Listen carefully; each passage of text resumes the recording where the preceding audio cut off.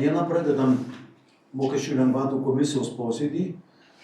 Kvorumą turime, dalyvauja 2 komisijos nariai prisijungę nuotoliu ir salėje 7 nuotoliu dalyvaujam. Taigi, prašau, tada Jolita pristatyk klausimus.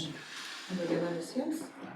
Į mokesčių lengvatų komisiją su prašymais kreipėsi 2 juridiniai asmenys. UAB CLT Forge, turinti gamybinius pastatus Marijampolėje, bendras naudojamas plotas 14 585 kvadratiniai metrai, mokestis paskaičiuotas nekilnojamo turto 47 338 eurai. 24 metais įmonės veiklos rezultatai buvo 44 134 792, šiais 25 metais 52 97 525 eurai. Kas čia pajamos ar? Pelnas. Ne, tai čia pajamos. Ar pajamos ar pelnas? Pajamos. Pelnas.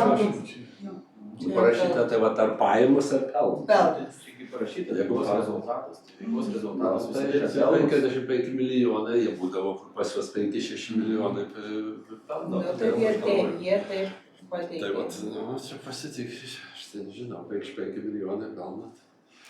Tai prie kiek pajamų tada? 52. Nu gerai, prašau toliau. Čia mums pelnas ar ten pajamos neturi.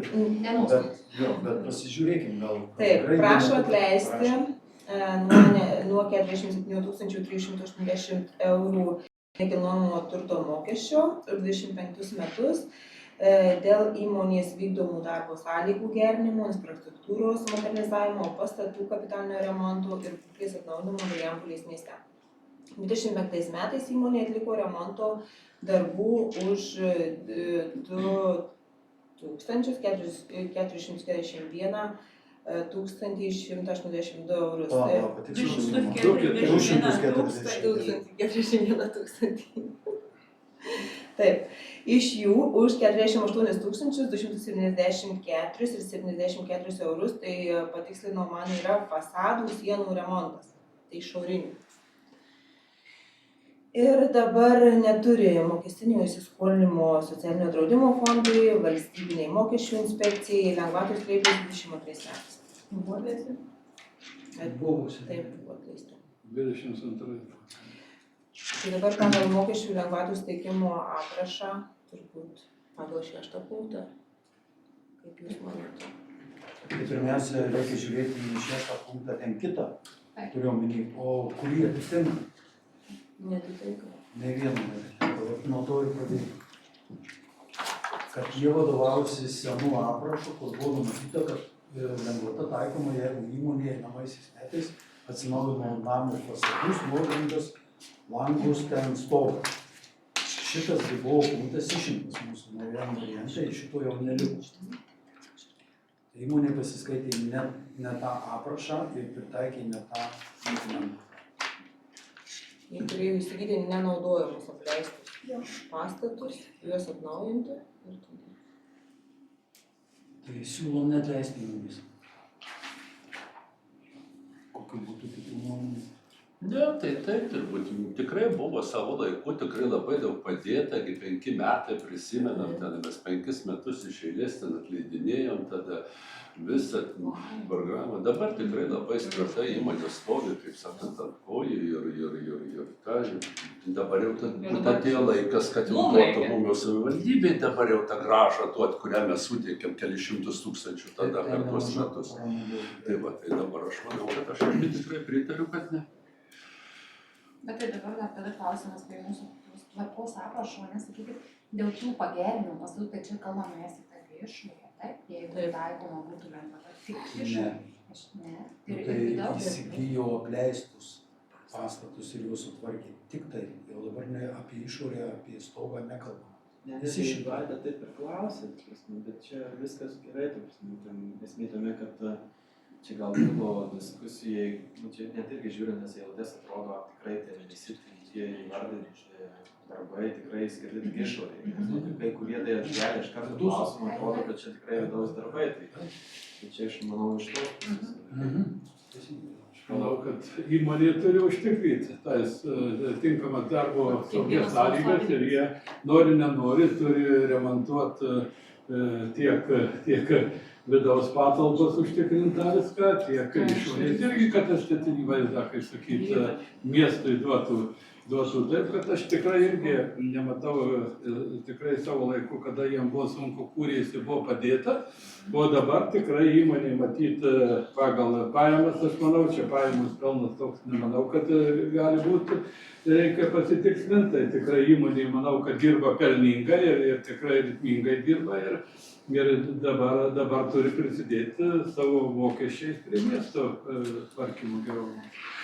Man dar įdomu tas pagrindas, tai vis tiek, kitą kartą būna tas rezultatas labai geras veiklos, bet įmonė susiduria su apyvartinių trūkumais, su kažkokiu finansavimo galimybė. Nepaisant to, kad būna, žinot, ilgi atidėjimai, pavyzdžiui, ne kažkokie. Arba kas nurodyta, kad įstaiga, štai įmonė konkrečiai tai, sakykime, kažkokį pateikė argumentą, kad jiem ten trūksta galbūt lėšų, kažkaip susiduria su finansiniais sunkumais, nepaisant to, kad ataskaitose lyg ir matom labai gerus rezultatus. Ar buvo kažkoks argumentas, ar tik tai paprastai prašymas? Tai dokumentus taip pateikė, kiek investavo. Jo, dokumentus, bet tas pagrindinis, Aš noriu pasakyti, motyvaciškai jau išplečiam savo komisijos kompetencijų ratą. Ar apyvartinių lėšų trūksta, ar per daug, jau čia yra įmonės ir banko tarpusavio Aš santykiai. sutinku, aš tik tai klausiu. Ne. Toj argumentacijoj, kurioje kreipėsi, ar buvo kažkokios tai papildomos nurodytos aplinkybės, kurios, sakykime, reikšminga ta suma įstaigai. Įmonė šitai 47 000 mokesčių yra kažkaip tai reikšminga suma, ir jinai atleidus keisti situaciją. Yra planuose, jinai planuoja investuoti, planuoja daryti, dėl to čia yra jiems ta suma gal būtų ir reikšminga. 2026-2030 savo ilgalaikiame verslo plane esame nusimatę tolimesnės investicijas, kurios sudaro 8 milijonus. Planuojamos investicijos į gamybinių patalpų atnaujinimą. Apie? Gamybinių patalpų atnaujinimą. O tai kažkaip darbo vietų tai sukurtų?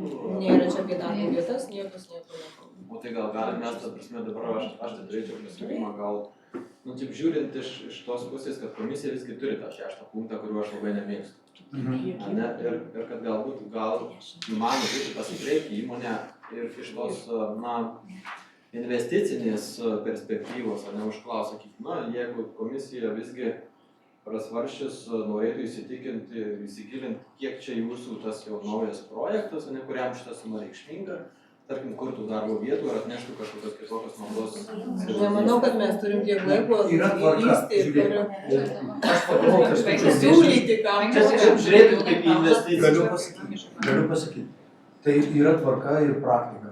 Ta darė Mantinga, ta darė ta pati įmonė įsėję į Fočas. Tai yra atneša savo verslo planą ilgalaikį ir trumpalaikį, ten 3 ar 5 metų. Aiškiai labai surašo, kiek darbo vietų bus įkurta, kiek investicijų. Tada mums yra punktas naujam apraše. Taryba ir komisija apsvarsto, priima sprendimą, tarkim, kad taip, mes susitarėm, kad įmonę atleidžiame 3 metam nuo žemės ar ten turto mokesčių ir taip toliau. Ir vienais metais po to tarybos sprendimo priėmimų jie atneša ataskaitą, kiek investavo ir kiek sukūrė darbo vietų.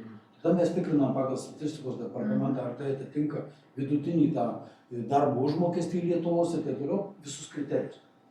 Tai dabar mums užklausti, jūs ten ką? Tai kai jie jau paruoš konkrečias priemonės, kaip įgyvendinti 26-28 tą investicinį paketą savo, investuojant 8 milijonus, tada jie mum ir atneš kitais metais ir mes svarstysime komisijoje, priimsim tarybos sprendimą. Nes jie matyda tik kaip planuoja, tolimus nusiplanimus. Bet žiūrint iš tos perspektyvos, kad jeigu ten, čia neturim duomenų eilinį kartą.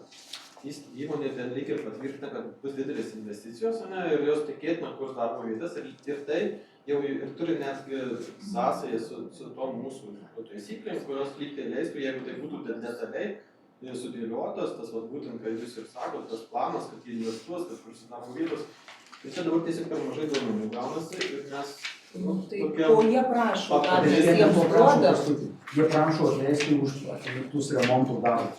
Tai jo, bet žinai, kad Tai aprašas yra Tai mes visiems paskambysim tai Margaritai, kuri tenai vat rašė ir pasakysim, kad jeigu perspektyvoje jūs planuojate didelis investicijas ir kurti darbo vietas, tai pagal mūsų aprašo tokį punktą jūs turite pateikti tuos ilgalaikius dokumentus, susitarti su taryba, įsipareigoti ir kasmet teikti ataskaitas, o mes atleidinėsim. O aš galėčiau pateikti tokį pasiūlymą, kad būtent taip ir dabar nebalsuotume, būtent tokį pasiūlymą ir pateiktume jiem ir tiesiog kitam tarybos posėdį, jeigu kažkas. Žiūrėkit, mes nepasidavinėjam kaip prekė. Yra įmonė su vadybininkais, su generaliniais direktoriais. Jie ne tą darbą dirba, jie dirba savo darbą. Vaikim, Turim prašymą. Tai mes tada turim visom įmonėm pateikti komercinius pasiūlymus. Aš tai siūlyčiau pateikti užklausas. Ar tai gali būti, kad tai susijęs su investiciniu Ko mums projektu? trūksta? Mes užklausos Kokiu duomenų mums trūksta? Ko mums trūksta? Ką mums prašyti? Kam? Dėl ko? Kokio tikslo? Bet tai mes turim Ko veiklos prašom? rezultatą 52 Mes viską turim. Viskas. Nu viską turim ir neatitinka. Žmonės investuoja. Žmonės už 50 milijonų turi lieka dar. O mes Tuščioj Aš tai vietoj. nesakau, kad čia blogai, tik tai taip, kaip žinot, aš tai kalbu apie to, kas jau yra istoriškai tokie praktikai. Tikrai ne viena investicija buvo, kur ir į kelius padaryta, ir į aikšteles savivaldybės, ir į vandentiekį, ir ta prasme, ir visos jos tikrai kainavo daugiau negu šita suma, ne, paimkim. Ir visos buvo motyvuotos tuo, kad visgi tai investuoja įmonė ir dirba Marijampolėje. Nu, tikrai turim tų pavyzdžių, aš jau galėčiau čia kokius 5 išvardinti. Bet čia kažkaip keičiasi ta praktika, tai aš nežinau. Ne, praktika nesikeičia. CII Forges prieš 4 metus vadovaudamasis mūsų tvarkos aprašu teisingai pateikė dokumentus ir mes 5 metam atleidėme. Jie nenaujokai, jie žino, kaip pateikti komisijai prašymą. Tai mes jų mokyti arba dar skatinti, kad jūs pateikit, tikrai nenusiteikę, jie jau žino šitą. Šiandien mes svarstom jų prašymą atleisti nuo mokesčio už atliktas investicijas į pastatą. Tai aš siūlau ir tą išsvarstyti. O paskui galim paskambinti. Vadybininkė, direktorius, Tai antrą, ką svarstysim, ta prasme, paskambinti ir pasakyti, jeigu jūs turite planų, atneškite tuos planus, mes svarstysim. Bet nerašyti ir nesiūlyti. Jo. Aš manau, čia tikrai. Dariui galim paskambinti, aš jau turiu telefoną. Ir pakreipti tinkamą linkmę. O dabar grįžkim prie klausimų. Tai kaip, išklausym nuomonės, tada kas už tai, kad nesuteikti lengvatos įmonėje, prašom, kas už? Aš šį kartą susilaikysiu. Taip, skaičiuojam.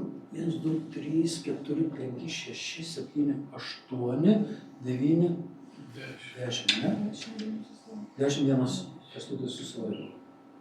Kęstas. Nepagadinsit visą čia. 9? Nebedaug. 10. O kodėl 10? Nu tai O tai Jolita? Jolita skaičiau. 2, 4, 6, 8, 10. Nu tai gerai. 10 už ir vienas susilaiko. Ne, sako 9. Tai neturi garsų įgarsinti. Man atrodo, turi garsų įgarsinti, net jie nuotolinį. Kad sveikinimas. Pakėlė ranką. turi. Ranką kėlė. Matai. Man atrodo, kažkaip blogai turi įgarsinti. Tai, kad nesuteikti lengvatos. Aš taip pat pritariu, kad nesuteikti. Ačiū labai, dabar viskas aišku. Toliau kreipėsi viešoji staiga Sasnavos karo muziejus. Jų pastatas apmokestintas nekilnojamo turto mokesčių, tai lėktuvų pakilimo takas. Ir Sasnavos seniūnijoje, Purviniškių kaime esantis, bendras naudojamas plotas 13 214 kvadratinių metrų, apmokestintas 5150 eurų suma.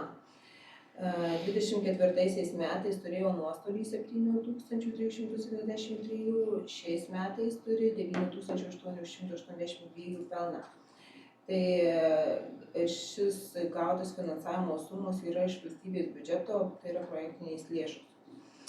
Prašo atleisti nuo nekilnojamo turto mokesčio, kadangi yra nepelno siekianti organizacija, gyvuojanti iš labdaros ir entuziastų savarankiško darbo. Muziejinė veikla be komercinių pajamų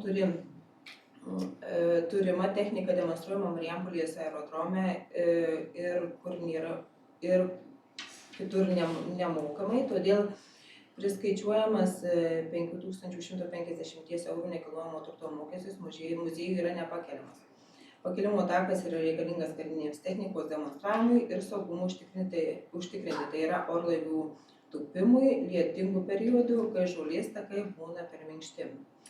Neturi valstybinio socialinio draudimo fondo įsiskolinimo, neturi mokestinės nepriemokos valstybinė mokesčių inspekcija, lengvatos kreipėsi 24 metais nekilnojamo turto ir buvo atleisti. Pagal mūsų lengvatų suteikimo tvarkos aprašą 3.5 punktas. Kaip matot? Čia viskas konkrečiai. Muziejų veikla.